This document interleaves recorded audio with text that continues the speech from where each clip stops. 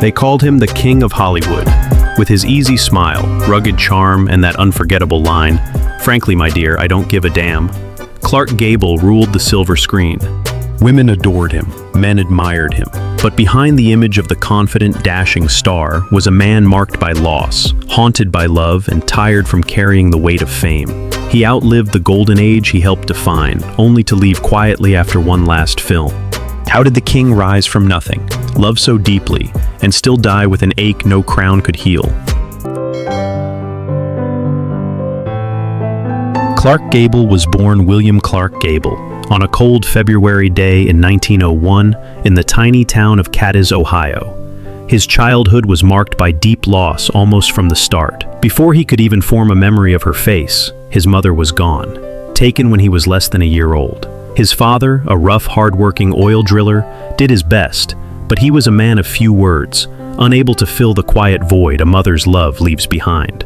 Perhaps some of you can relate to the challenges of growing up without one of your parents and the void that leaves.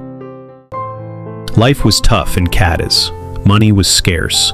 Young Clark grew up shy and awkward, his clothes often patched, his confidence fragile. He longed for something more than the grit of small-town life, but didn't know where to find it. By 16, he had dropped out of school and took whatever work he could, sweating in a tire factory, swinging an axe as a lumberjack, climbing poles as a telephone lineman. His hands were calloused, his back sore, and yet there was a restlessness in him that no hard labor could quiet. Then came Josephine Dillon. She was a theater coach, years older than Clark, and she saw something in the boy that no one else had.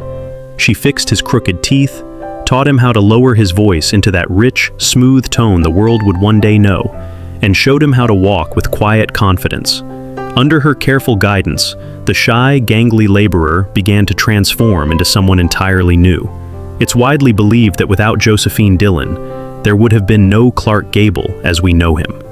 The boy without a mother was slowly becoming a man the world would never forget. Clark Gable's rise wasn't instant. It was slow, deliberate, and hard-won. For years, he took small theater roles, bit parts in forgettable films, patiently waiting for that one chance. Then, in 1934, it finally came. It happened one night, changed everything. In that little romantic comedy, audiences saw a different kind of leading man, charming yet unpolished, funny yet undeniably masculine. There's even a famous story that after Gable took off his shirt in the film, sales of undershirts plummeted because men everywhere wanted to be just like him. And when the Academy handed him his first and only Oscar, Clark Gable became a household name. But it was Gone with the Wind in 1939 that truly turned him into something more than a star. As Rhett Butler, Gable brought a perfect mix of roguish charm and deep vulnerability. And in that final, unforgettable scene, when he looked at Scarlett O'Hara and uttered, "Frankly, my dear, I don't give a damn," it wasn't just a line. It was a moment burned into cinema history forever. I bet many of you remember where you were when you first heard that line, don't you? Through the 1930s and 1940s, he was MGM's Golden King. Mutiny on the Bounty, San Francisco, Red Dust. He could make you laugh, swoon, or hold your breath, sometimes all in the same scene. Then, the world went to war. And so did Clark. He enlisted in the Army Air Corps, flying real combat missions over Europe. He came back decorated with medals, carrying the quiet gravity of a man who'd seen too much. And when he returned, Hollywood opened its arms again, ready to crown him all over. By the time he made The Misfits in 1961, standing alongside Marilyn Monroe in her final role, Clark Gable was no longer just a movie star, he was a living legend. A man who had lived 1,000 lives on screen and still felt larger than life off it. Clark Gable loved many women, but only one ever truly held his heart, Carole Lombard. She was unlike anyone he had ever met, funny, fearless. She didn't care about his King of Hollywood image and teased him mercilessly, making him laugh in a way no one else could. Together, they were electric.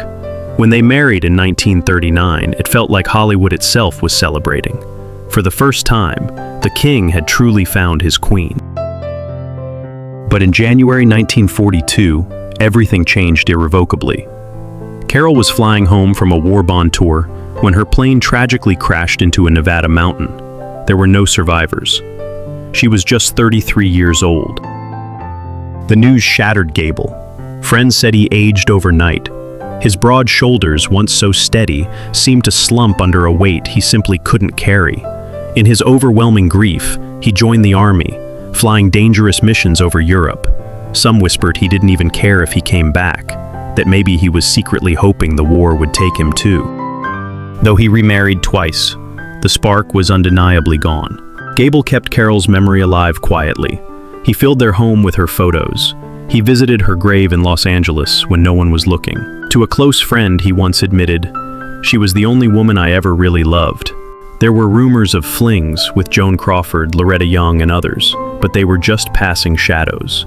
Carol Lombard remained the one, and in the end, even death couldn't keep them apart. When Clark Gable passed away in 1960, he was laid to rest beside Carol, returning to the love he lost but never truly let go.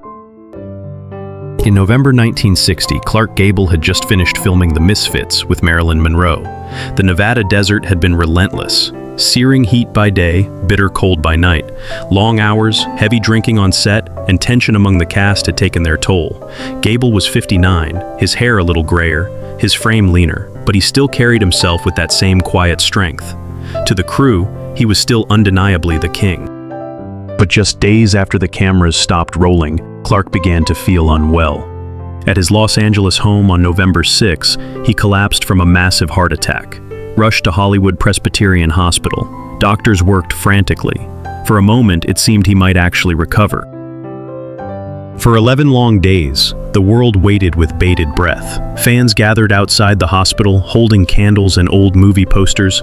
Marilyn Monroe sent flowers. Friends called with prayers. His pregnant wife, Kay Williams, sat silently at his bedside, holding his hand, desperately hoping he would live to see their child. But on the quiet night of November 16, 1960, Clark Gable, the king of Hollywood, took his final breath.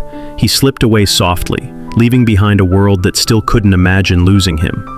Tragically, he never met his only son, John Clark Gable, who was born 4 months later. When the news broke, it felt like more than just a man had died. It was as if Hollywood itself had lost a piece of its very soul. The Misfits would be released posthumously, a haunting final performance that showed a man weary, but still larger than life. True to his wishes, Clark Gable was laid to rest at Forest Lawn Cemetery, right beside Carol Lombard, the great love of his life. The king and his queen reunited at last. As the sun dipped behind the California hills that day, it truly felt like an era had ended. The dreamlike Hollywood of old, the one of grand stars and untouchable legends, faded a little more. But his presence, his smile, and that unmistakable voice would echo forever. After Clark Gable's death in 1960, his Encino estate, once filled with the bustle of friends, laughter, and parties, grew quiet. The study where he read scripts and letters from Carol Lombard remained untouched, almost as if waiting for him to return. His favorite chair sat empty by the window, a silent witness to the life of a man who once ruled Hollywood. Gable left behind an estate valued at several $1 million, a considerable fortune in its time. It went to his only son, John Clark Gable, born just months after his death, and to his widow, Kay Williams. There were no bitter legal battles, only a quiet passing of what the king of Hollywood had earned. But the true weight of his legacy can't be measured in money or property. Gable's films, Gone with the Wind, It Happened One Night, Mutiny on the Bounty, still draw audiences, each performance a timeless reminder of a time when charm, strength, and vulnerability could live perfectly in one man. Fans still visit his grave at Forest Lawn Cemetery, where he lies peacefully beside Carol Lombard, the great love of his life. They leave flowers, handwritten notes, and simple messages like, "You'll always be our king." The house may be quiet now, the laughter long faded, but on screen, Clark Gable still tilts his head with that sly smile, his voice smooth and unshaken. Some stars, my friends, don't fade with time. they truly belong to eternity. What's your favorite Clark Gable film or a memory of his impact on Hollywood that you'd like to share? Please leave your comments below. We'd love to hear from our community. What we remember most isn't the fame, it's the feeling they left behind. These icons gave us something that lasts forever. Like, share, and subscribe to keep their legacy alive.